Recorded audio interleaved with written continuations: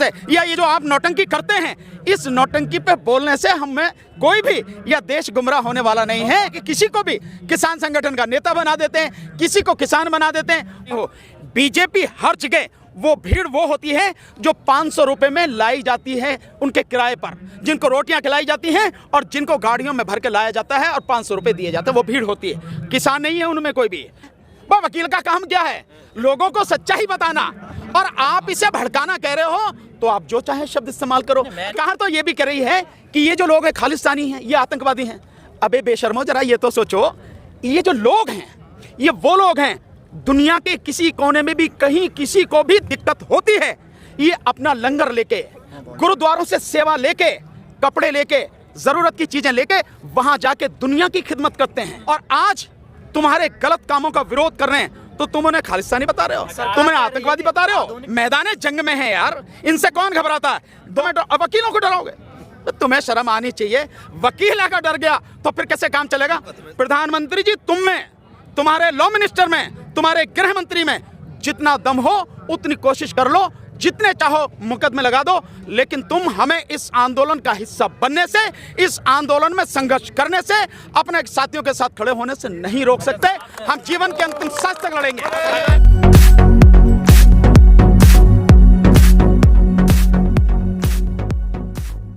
क्या आपका व्यू है? नहीं, हम तो बहुत सिंपल सा है, 1 महीना हो जाए, 2 महीने हो जाए, 10 महीने हो जाए, साल हो जाए, कुछ भी हो जाए, हम जिस मजबूती से ये इस आंदोलन को लेकर चल रहे हैं और संघर्ष कर रहे हैं, आने वाले समय में हमारा संघर्ष और मजबूत होगा और सरकार दिन प्रतिदिन कमजोर होगी।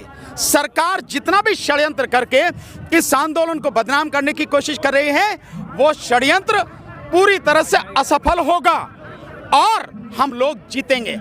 बेहतर ये सरकार जितनी जल्दी मान जाए, अपनी हार कबूल कर ले, या यूं कहो कि अपनी गलती स्वीकार कर ले, उतना ही बढ़िया है। अगर गलती स्वीकार नहीं करती है, हमारा काम है लड़ना, हम संघर्ष कर रहे हैं, करते रहेंगे। मोदी जी कह रहे हैं कि कुछ लोग हैं जो विरोध कर रहे हैं, बाकी किसान हमारे साथ में हैं, और ये कुछ लोग राजनीति चमकाना चाहते हैं। कितने लोग होने चाहिए आपके साथ में? आप देखिए, पूरा पंजाब आपके विरोध में है, हरियाणा आपके विरोध में है, उत्तर प्रदेश आपके विरोध में है, उत्तराखंड विरोध में है, बिहार आपके विरोध में है, मध्य प्रदेश आपके विरोध में है, पश्चिम बंगाल आपके विरोध में है, झारखंड आपके विरोध में है, छत्तीसगढ़ आपके विरोध में है, मध्य प्रदेश आपके विरोध में है, कर्नाटक आपके विरोध में है, तेलंगाना आपके विरोध में है, आंध्र प्रदेश आपके विरोध में है, राजस्थान आपके विरोध में है, गुजरात आपके विरोध में है, महाराष्ट्र आपके विरोध में है, तमिलनाडु आपके विरोध में है, कुछ और भी रह गया? पूरा नॉर्थ ईस्ट आपके विरोध में। तो भैया कौन है आपके संग में, जरा बताना। ये इस पे फोन पे बोलने से या ये जो आप नौटंकी करते हैं, इस नौटंकी पे बोलने से हमें कोई भी या देश गुमराह होने वाला नहीं है। ये तो प्रधानमंत्री जी के अपने पैदा किए गए किसान हैं, जो उनकी टैक्टिस है, जिस तरह से करते हैं कि किसी को भी किसान संगठन का नेता बना देते हैं, किसी को किसान बना देते हैं। और पता वो किसान भी कैसे हैं? आपने देखा था जब मध्य प्रदेश को संबोधित किया प्रधानमंत्री ने, तो जो कटनी से आए हुए जो लोग थे, उन कटनी से आए हुए लोगों से जब पूछा, भैया ये बताओ आप किस लिए आए? भाई हमें तो पैसे के लिए कहा था, पैसे मिलेंगे। पैसे तो मिले नहीं, लेकिन ये सर्टिफिकेट मिल गया है और पैसे की बात की है। अच्छा तो ये बताओ कि जो आंदोलन चल रहा है किसान कर रहे हैं, जो आंदोलन बिल्कुल सही है, हम आंदोलन के साथ में। अबे जिन्हें तुम लेके आ रहे हो किराए पे, वो भी हमारी ही साथ हैं, वो भी हमारी उसको सपोर्ट कर रहे हैं। तो ये है इनकी हकीकत और ये है इनकी सच्चाई। जिस भीड़ को इकट्ठा करते हैं, आप में से मीडिया का ऐसा कोई साथी नहीं होगा जो इस सच्चाई को जानता नहीं हो।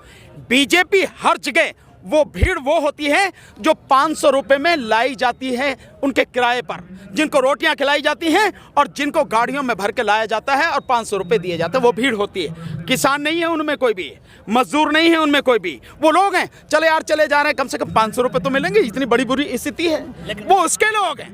अगर ऐसा नहीं होता तो जो कटनी से आए किसान थे वो सपोर्ट नहीं करते आंदोलन को, अगर उनके साथी होते तो आपको समझने की जरूरत है। वकील साहब, सरकार कह रही है कि आप लोग भड़का रहे हैं किसानों को। और काम ही हमारा ये है, वो वकील का काम क्या है? लोगों को सच्चाई बताना, और आप इसे भड़काना कह रहे हो तो आप जो चाहे शब्द इस्तेमाल करो, क्योंकि जो लोग नहीं, मैं तो सरकार की बात करूँ, आपकी नहीं कह रहा, बुरा मत मानो आप। सरकार तो ये भी कह रही है कि ये जो लोग हैं खालिस्तानी हैं, ये आतंकवादी हैं। अबे बेशर्मो, जरा ये तो सोचो, ये जो लोग हैं ये वो लोग हैं, दुनिया के किसी कोने में भी कहीं किसी को भी दिक्कत होती है, ये अपना लंगर लेके, गुरुद्वारों से सेवा लेके, कपड़े लेके, ज़रूरत की चीज़ें लेके वहाँ जाके दुनिया की खिदमत करते हैं। तुम कोरोना काल में लोगों को रोटी नहीं दे सके, लेकिन इन्हीं गुरुद्वारों में सेवा करने वाले सेवादारों ने पूरे देश को रोटी खिलाई है। जो लोग सड़क पर थे, जो लोग मजदूर थे, उन सबको इन्हीं गुरुद्वारों ने रोटी खिलाई है। और मैं समझता हूँ भूला तो नहीं होगा कोई, जब दिल्ली की सरकार ने खुद कहा गुरुद्वारों से कि हमें इतने लाख लोगों की रोटी चाहिए, 2 लाख लोगों का खाना गुरुद्वारों में बन के हर दिन जाता था।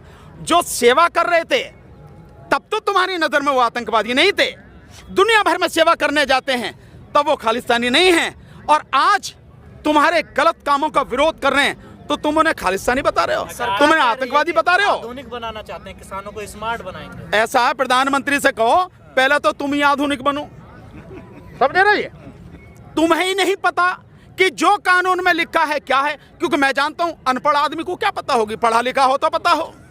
अगर पढ़े लिखे प्रधानमंत्री होते तो जो आपसी सहमति वाली बात है जो कल उन्होंने कही कि किसान जब चाहे एग्रीमेंट से बाहर हो सकता है, प्रधानमंत्री जी मैं बता रहा हूं, आपके लॉ मिनिस्टर है ना रविशंकर प्रसाद, जरा उनके सामने वो कानून की किताब रख के उनको कहना बता यार क्या है इसमें।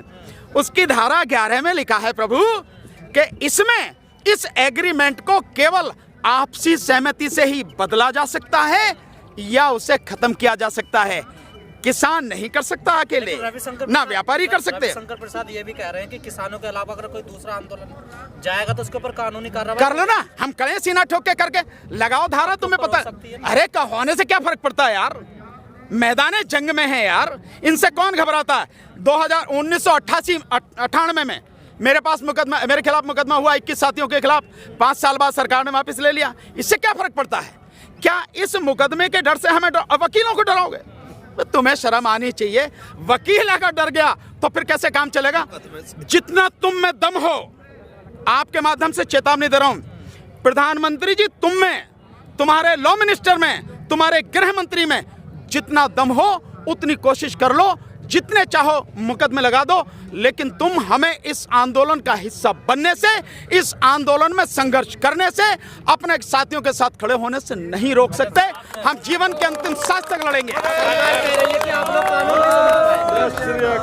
ना कानून हम कहाँ समझे, कानून तो मोदी जी समझे। जो मोदी जी ये कह रहे थे ना कि भाई इसमें किसान की फसल अगर बर्बाद हो जाएगी तो किसान की फसल बर्बाद होने पर भी व्यापारी किसान को उसकी कीमत देगा। मोदी जी जरा मैं तो आपको याद दिलाए दे रहा हूं, ये गन्ना किसान देश भर के, इनका 15,683 करोड़ 15,683 करोड़ पिछले 2 साल से पड़ा है। इसमें 12,000 करोड़ पिछले सालों का है, बकाया अब का नए साल का। आप ये नहीं दिलवा सके अभी ने, आप अभी तक ये नहीं दिलवा पाए, तो आप जो बाकी और चीजें कर रहे हो, भड़काने और ये वाली बातें, उनका कोई मतलब नहीं। पहले तो आप 2022 में मिलेगा ना सर, किनको सब कुछ 2022 में सारी योजनाएं सरकार, हाँ मिलेगा। 2022 में जब मोदी जी की सत्ता जमीन से उखाड़ के फेंक देंगे तब जरूर किसानों को मिलेगा, पक्का मिलेगा। प्रधानमंत्री ने आज एक बात और कही, कल उन्होंने कहा कि दिल्ली में कुछ बैठे लोग मुझे लोकतंत्र पढ़ा रहे हैं। अरे आपको तो कुछ पढ़ाने की जरूरत नहीं है, आप तो पेट में ही पढ़ के पैदा हुए थे, क्योंकि 35 साल तो आपने जो भीख मांग के खाया है नहीं है, और पता नहीं कब आपने चाय बेची, कब आपने MA और BA कर ली, जो गृह मंत्री इनकी डिग्री दिखा रहे दिल्ली यूनिवर्सिटी की। तो ये जो सारी चीजें हैं, लोकतंत्र हमें पढ़ाने की या आपको पढ़ाने की जरूरत नहीं है। आप जानते नहीं हैं, और आप क्योंकि तानाशाह हैं और इस देश में आप राजतंत्र स्थापित करना चाहते हैं, इसलिए आप संविधान और लोकतंत्र की हत्या कर रहे हैं। अगर आप लोकतंत्र जानते आपके हिसाब से, जैसा आप कह रहे हैं, तो आप लोगों की बात सुनते, लोगों के बीच आते, उनके दुख दर्द को जानने की कोशिश करते। कोरोना में जब लॉकडाउन था तब आप पिछले दरवाजे से कानून लेके आए। आपने किसी किसान से, आपने किसी किसान संगठन से और राज्यों से कोई आपने सलाह मशवरा नहीं किया। आपने सर भी झुका रहे हैं, हम 4 बार जोड़ लेते हैं। कोई बात नहीं, हम भी हाथ जोड़ लेते हैं प्रभु, हम भी आपको हाथ जोड़ रहे हैं कि अपनी गलती को मानो और कानून वापस ले लो। बिल्कुल प्रधानमंत्री, तुम्हारे पाँव भी बात छू लेंगे। नहीं नहीं, पैर की छूएंगे ऐसा थोड़ी है, कोई के पैर छुए, बिल्कुल नहीं छुएंगे सर।